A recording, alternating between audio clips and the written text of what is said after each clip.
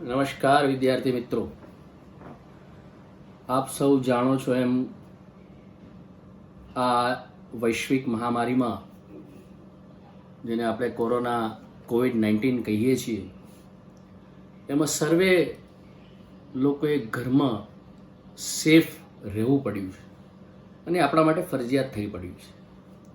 આના કારણે ઘણી બધી જે દેશની પ્રવૃત્તિઓ છે અટકી પડી છે. પણ શિક્ષણ જગતની અંદર શિક્ષકો દ્વારા એક આ નાનો પ્રયાસ છે. તો હું મારો પરિચય આપું. મારું નામ છે જયેશ પરમાર.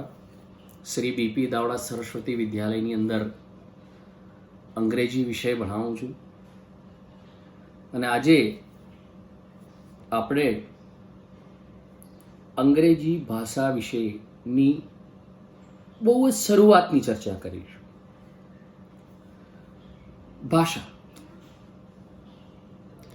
ભાષા એટલે શું? ભાષા એટલે એક વ્યક્તિથી બીજી વ્યક્તિ સુધી પોતાના વિચારોને આદાન પ્રદાન કરવાનું માધ્યમ. હવે તમને એમ ચોક્કસ થશે કે સાહેબ ભાષા દ્વારા કઈ રીતના આદાન પ્રદાન કરી શકાય? ચોક્કસ, ભાષા દ્વારા આપણે બોલીને આપણા વિચારો પ્રદાન કરી શકીએ, લખાણ સ્વરૂપે લખીને આપણા વિચારો રજૂ કરી શકીએ. અને તમને એક વાત ચોક્કસ જણાવું કે સાઇન લેંગ્વેજ, ઈશારાની ભાષા દ્વારા પણ આપણે આપણા વિચારોને આદાન પ્રદાન કરી શકીએ છીએ. ઉદાહરણ તરીકે એક શિક્ષક વર્ગમાં ભણાવતો હોય અને કોઈ વિદ્યાર્થી અવાજ કરતો હોય એટલે શિક્ષક શું કહે? શું થયું? આ પણ એક ભાષા છે. તો આજે આપણે અંગ્રેજી ભાષા વિશે ચર્ચા કરીશું. અંગ્રેજી ભાષા એક વૈશ્વિક ભાષા છે. આપણે એને ઇન્ટરનેશનલ લેંગ્વેજ કહીએ છીએ. અને તમને ખબર છે, અંગ્રેજી ભાષા કોઈ એક ભાષાનું સ્વરૂપ નથી. English is a heterogeneous language. થોડોક શબ્દ બહુ ભારે છે, હેટ્રોજીનિયસ. હેટ્રોજીનિયસ એટલે આપણે ગુજરાતી ભાષામાં કહીએ તો ખીચડી પ્રકારની ભાષા છે.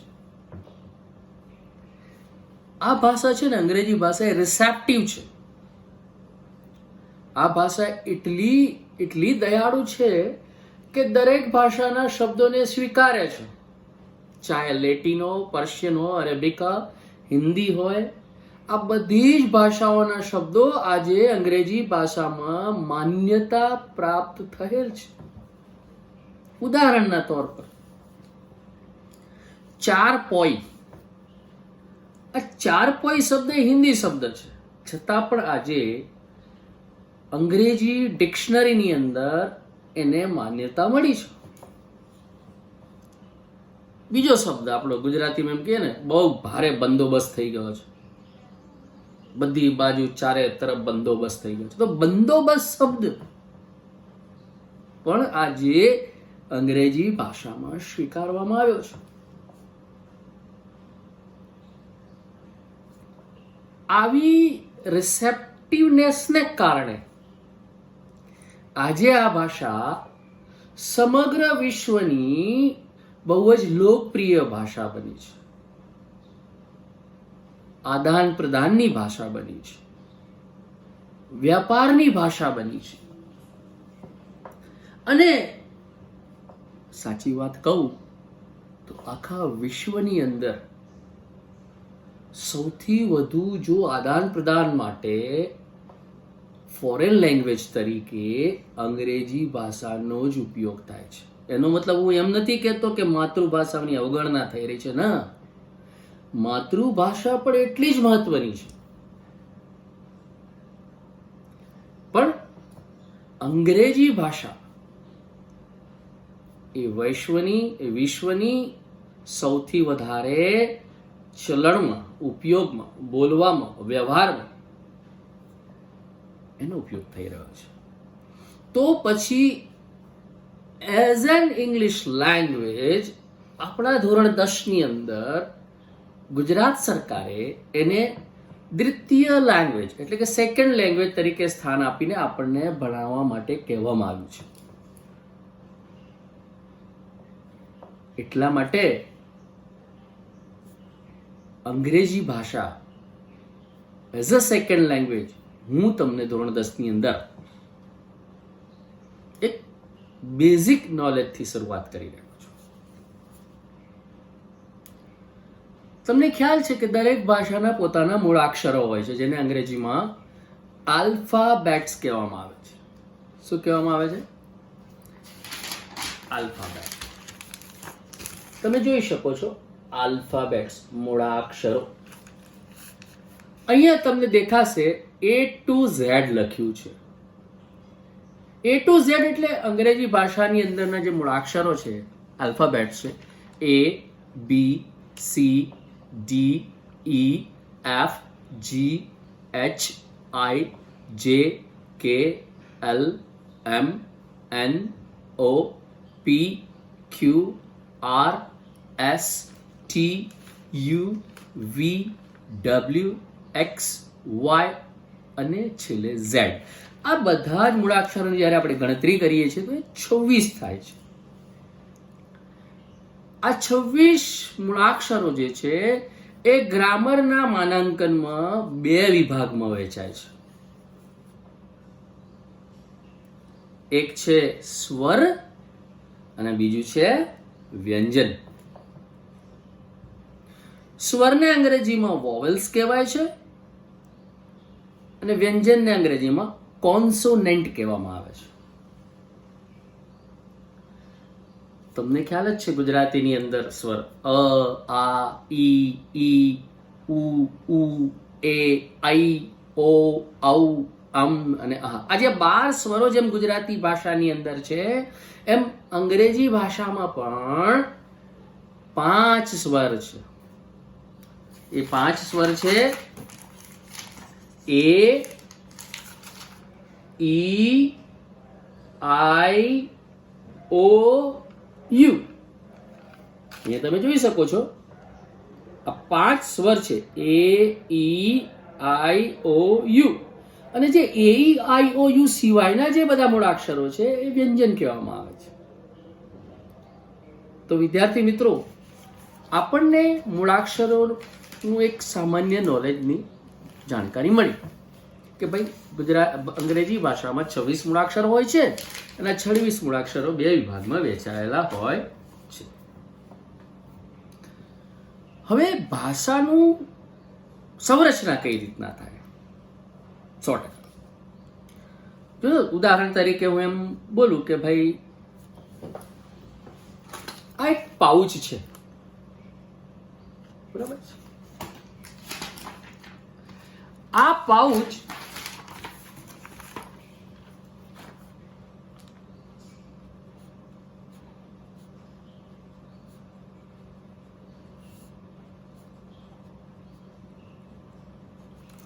જુઓ, અહીંયા પાઉચમાં POUCH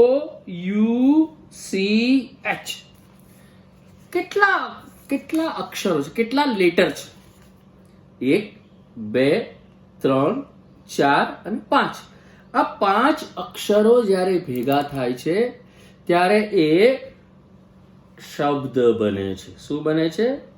શબ્દ, જેને અંગ્રેજીમાં આપણે વર્ડ કહીએ છીએ. શું કહીએ છીએ? વર્ડ. પણ હું એની જગ્યાએ OPCUH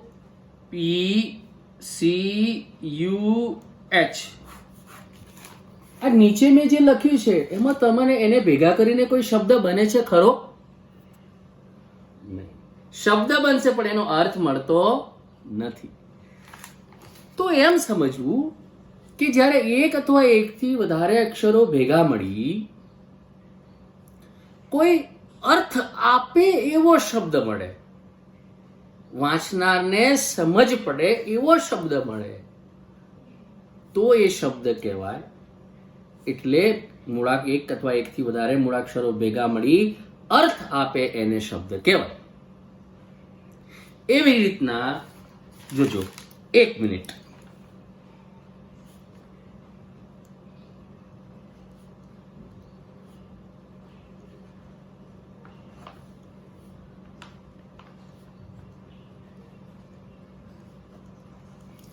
જો અહીં મેં વાક્ય લખ્યું છે, જોય ઇઝ અ બોય.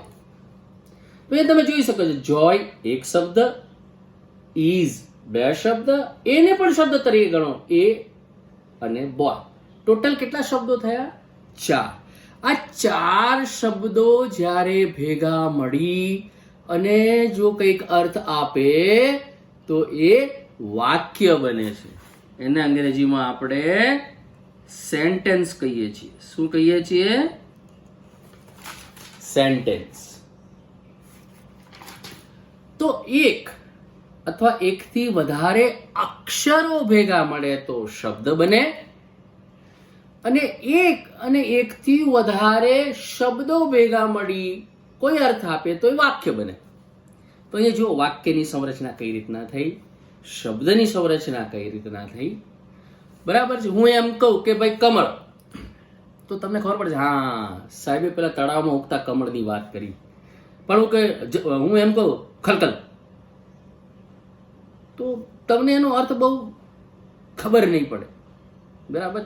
કમળ છે હું એમ રમક કહી દઉં તો શું એ શબ્દ બનશે? ના બને, કારણ કે એનો અર્થ આપણને ખબર પડતી નથી. હું અંગ્રેજી ભાષાની જ વાત કરું છું જે તમને ખ્યાલ છે. પછી કોઈ સ્પેનિશ વર્ડ હોય, એ વર્ડ હોય પણ તમને ના ખબર હોય તો એનો મતલબ એવો નથી, એ શબ્દ નથી. પણ અહીંયા જ્યારે હું અંગ્રેજી ભાષાની વાત કરતું હોય અને તમારા સંપર્કમાં આવતા શબ્દોની વાત કરતું હોય, અને તમે જ્યારે અંગ્રેજી ભાષા પહેલા ધોરણથી ભણતા હોય અને આજે જ્યારે ધોરણ 10 ની અંદર આવ્યા હોય, ત્યારે અમુક નોલેજ તમારી પાસે હોય જ છે ભાષાનું. તો વાત હતી અક્ષર અને શબ્દ, અને ત્યાર પછી વાક્ય. તો આપણે વાક્ય બનાવી દીધું. દરેક ભાષાની અંદર વાક્યો હોય છે.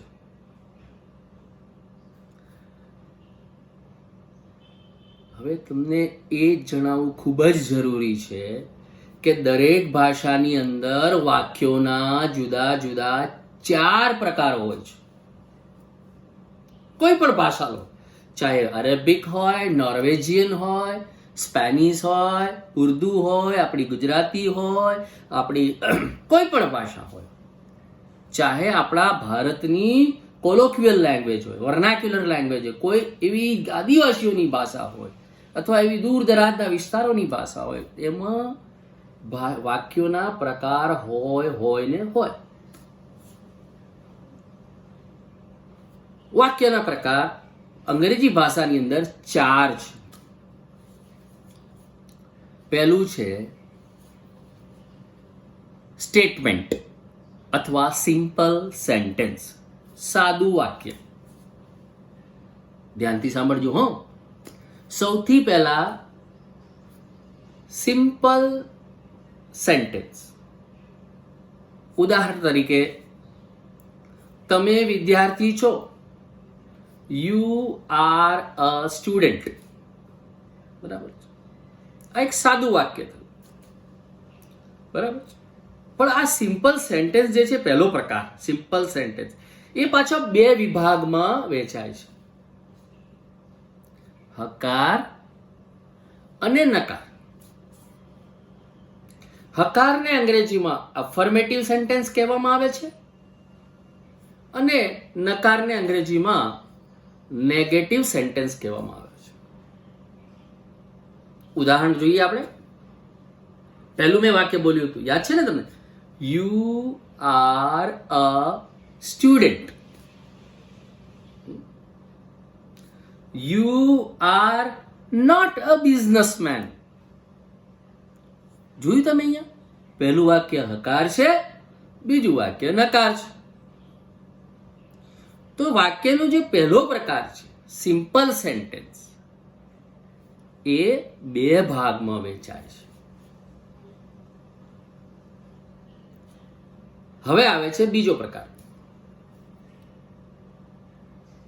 Interrogative sentence. થોડો શબ્દ બહુ ધરખમ છે, ભારે લાગશે તમને, પણ એને પ્રશ્નાર્થ વાક્ય કહેવામાં આવે છે. આપણે ગુજરાતીમાં એમ કહીએ છીએ ને, ક્યાં ગયા હતા, અત્યાર સુધી શું કર્યું, તમે ત્યાં કેટલા વાગે પહોંચ્યા હતા. આ બધા પ્રશ્નાર્થ વાક્યો છે. એમ અંગ્રેજીમાં પણ એવા જ પ્રશ્નાર્થ વાક્યો છે. What is your name, where do you live, how long have you been living in Dholka. આ બધા કેવા વાક્યો છે? પ્રશ્નાર્થ વાક્યો છે. ડુ યુ નો ફ્રેન્ચ, પ્રશ્નાર્થ વાક્ય છે. તો એને અંગ્રેજીમાં ઇન્ટ્રોગેટિવ સેન્ટેન્સ કહેવામાં આવે છે. બે પ્રકાર થઈ ગયા, સિમ્પલ સેન્ટેન્સ અથવા સ્ટેટમેન્ટ. બીજો પ્રકાર છે ઇન્ટ્રોગેટિવ સેન્ટેન્સ. ત્રીજો પ્રકાર છે ઇમ્પેરેટિવ સેન્ટેન્સ, આજ્ઞાર્થ વાક્ય, જેમાં આજ્ઞાનો ભાવ રહેલો છે. તમારા પપ્પા તમને એમ કે, સુનિલ અહીંયા પેલું ત્યાંથી લઈ લેજો, અથવા વર્ગની અંદર તમને શિક્ષક એમ કહેતા હશે, ચોપડી ખોલો, દાખલા ગણો, ત્યાં ના બેસો, અવાજ ના કરો, ત્યાં જવાનું નથી, અહીંયા જ ઉભા રહો. તો અહીંયા આજ્ઞાનો ભાવ રહેલો છે, જેને અંગ્રેજીમાં હું સમજાવું તો કે ભાઈ, stop talking, do not go there, stand up, sit down, open your page number 12 of your book, write down in your book, listen carefully, shh, don't talk. તો આ બધા કેવા છે? આજ્ઞાર્થ વાક્યો છે, જેને અંગ્રેજીમાં ઇમ્પેરેટિવ સેન્ટેન્સ કહેવામાં આવે છે. તો આપણે વાક્યોના 3 પ્રકાર જોયા, અને ચોથું વાક્ય છે એક્સક્લેમેટરી સેન્ટેન્સ. થોડું શબ્દ બોલવામાં પણ આપણને અઘરો પડે. એક્સક્લેમેટરી સેન્ટેન્સ, ઉદ્ગાર વાક્ય. હવે તમને કહું કે તમે ડોક્ટરને ત્યાં ગયા હોય અને ડોક્ટર જોરથી એક ઇન્જેક્શન મારે, તો જે અચાનક તમારા મોઢામાંથી જે શબ્દ સરી પડે છે એને ઇન્ટરજેક્શન કહેવાય છે, જેનો ઉપયોગ આ ઉદ્ગાર વાક્યમાં થાય છે. હુર્રે, આપણે મેચ જીતી ગયા, વાહ કેટલું સરસ દ્રશ્ય છે. તો અચાનક આપણા મોઢામાંથી સરી પડતા વાક્યને ઉદ્ગાર વાક્ય કહેવામાં આવે છે. ઉદ્ગાર વાક્યની શરૂઆત જનરલી વોટ અને હાઉ થી થાય છે.